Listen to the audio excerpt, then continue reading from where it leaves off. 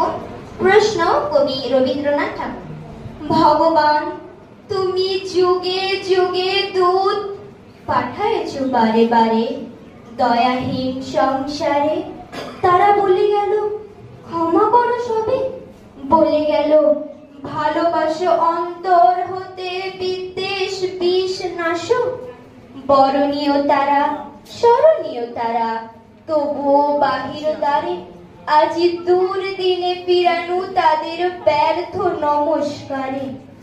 আমি যে দেখেছি গোপন হিংসা কপট রাত্রি ছায় হেনেছে নিঃসহায়।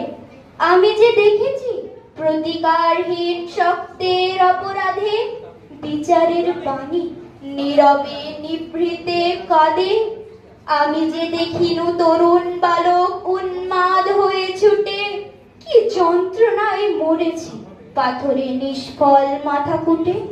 কণ্ঠ আমার রুদ্ধ আজিকে বাঁশি সঙ্গীত হারা অমাবস্যায় কারা লুপ্ত করেছে আমার ভুবন দুঃস্বপ্নের তলে।